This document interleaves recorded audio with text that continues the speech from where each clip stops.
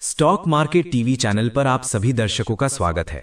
आज हम advent hotels international limited के स्टॉक को डिटेल में एनालाइज करेंगे। ये कंपनी हॉस्पिटैलिटी और लग्जरी होटल सेगमेंट में काम करती है।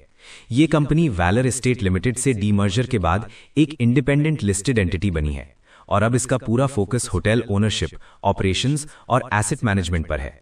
अगर करंट मार्केट प्राइस की बात करें तो स्टॉक लगभग 200 के करीब ट्रेड कर रहा है। मार्केट कैपिटलाइजेशन करीब 1077 करोड़ रुपए के आसपास है। स्टॉक का पीई रेशियो लगभग 49.1 के आसपास है, जो हॉस्पिटैलिटी सेक्टर के हिसाब से थोड़ा प्रीमियम वैल्यूएशन दिखाता है। प्राइस टू बुक रेशियो लगभग 1.1 से 1.2 के आसपास है। कंपनी की बुक वैल्यू करीब 170 से 172 रुपए प्रति शेयर है।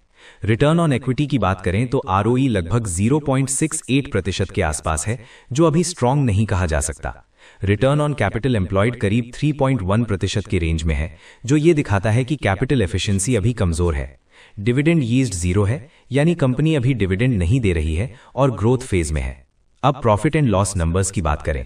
लेटेस्ट फाइनेंशियल ईयर में कंपनी की टोटल रेवेन्यू लगभग 360 से 370 करोड़ रुपए के आसपास रही है, जिसमें ईयर ऑन ईयर ग्रोथ 80% से ज्यादा की रही है। ईबिटा लगभग 130 करोड़ रुपए के आसपास है और ईबिटा ग्रोथ करीब 25 से 30% के रेंज में रही है।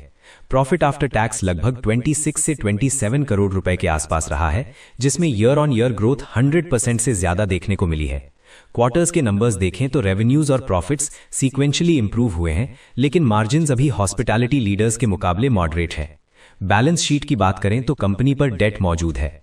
डेट टू इक्विटी रेशियो करीब 0.7 से 0.9 के बीच है, जो मैनेजेबल तो है, लेकिन लो रिस्क भी नहीं कहा जा सकता। करंट रेशियो लगभग 1.1 के आसपास है, जो लिक्विडिटी की तरफ न्यूट्रल सिग्नल देता है।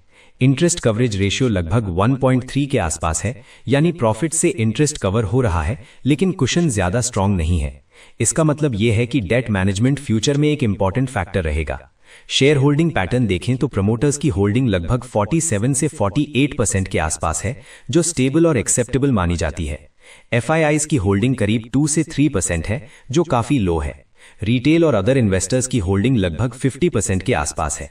इंस्टीट्यूशनल पार्टिसिपेशन अभी लिमिटेड है, जो स्टॉक में वॉलेटिलिटी ला सकता है। अब टेक्निकल एनालिसिस की बात करते हैं। डेली टाइम फ्रेम पर स्टॉक पिछले कुछ समय से कंसोलिडेशन मोड में है। 52 वीक हाई लगभग 345 रुपए के आसपास रहा है और 52 वीक लो करीब 168 रुपए के आसपास बना है। करंट प्राइस अपने हाईज से काफी नीचे है, जिससे लॉन्ग टर्म वीकनेस दिखती है। डेली चार्ट पर इंपॉर्टेंट सपोर्ट लेवल्स लगभग 183 रुपए, उसके नीचे 166 रुपए और फिर 160 रुपए के आसपास दिखाई देते हैं। रेजिस्टेंस लेवल्स लगभग 212 रुपए, उसके ऊपर 225 रुपए और फिर 240 रुपए के आसपास है। स्टॉक शॉर्ट टर्म में 183 से 212 के रेंज में ट्रेड करता हुआ दिख रहा है। मूविंग एवरेजेस की बात करें तो शॉर्ट टर्म मूविंग एवरेजेस जैसे 5 डे और 10 डे एवरेज बुलिश जोन में है, लेकिन 20 डे और 50 डे मूविंग एवरेज के नीचे प्राइस होने की वजह से मीडियम टर्म ट्रेंड अभी वीक है। आरएसआई और मैकडी मिक्स्ड सिग्नल्स दे रहे हैं, यानी न स्ट्रॉन्ग बाय और न strong cell. Weekly time frame पर ट्रेंड अभी बियरिश टू न्यूट्रल जोन में है। जब तक स्टॉक 225 से 240 के रेजिस्टेंस जोन के ऊपर सस्टेन नहीं करता, तब तक strong long term uptrend confirm नहीं माना जा सकता।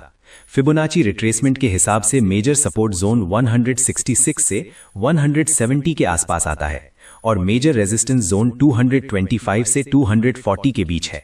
अब ओवरऑल रिव्यू की बात करें तो फंडामेंटली कंपनी इंप्रूविंग फेज में है। रेवेन्यू ग्रोथ स्ट्रांग है, प्रॉफिटेबिलिटी बढ़ रही है, लेकिन आरओई और आरओसीई अभी लो है और डेट फैक्टर रिस्क बना हुआ है। Technically stock short term bounce के लिए सूटेबल हो सकता है, लेकिन लॉन्ग टर्म में क्लियर ब्रेकआउट का इंतजार जरूरी है। जो इन्वेस्टर्स इस स्टॉक में एंट्री लेने की सोच रहे हैं, उनके लिए बेहतर रहेगा कि 170 से 185 के सपोर्ट जोन के पास ही एंट्री कंसिडर करें और स्ट्रिक्ट स्टॉप लॉस रखें। हाई लेवल पर चेज करना रिस्क भरा हो सकता है। जो इन्वेस्टर्स पहले से इन्वेस्टेड हैं, वे तब तक होल्ड कर सकते हैं जब तक स्टॉक 166 के नीचे डिसाइसिवली ब्रेक नहीं करता। अगर 212 से 225 का रेजिस्टेंस डिसाइसिवली ब्रेक होता है तो अपसाइड मोमेंटम देखने को मिल सकता है, लेकिन फेलियर की स्थिति में पार्शियल प्रॉफिट बुकिंग भी समझदारी होगी। दोस्तों, ये एनालिसिस सिर्फ एजुकेशनल पर्पस के लिए है। किसी भी प्रकार का इन्वेस्टमेंट डिसीजन लेने से पहले अपनी रिसर्च जरूर करें या सर्टिफाइड फाइनेंशियल एडवाइजर से सलाह लें। अगर आपको ये डिटेल्ड एनालिसिस पसंद आया हो तो वीडियो को लाइक करें, अपने दोस्तों के साथ शेयर करें, स्टॉक मार्केट टीवी चैनल को सब्सक्राइब करें और कमेंट में बताएं कि आप अगला एनालिसिस किस स्टॉक पर देखना चाहते हैं।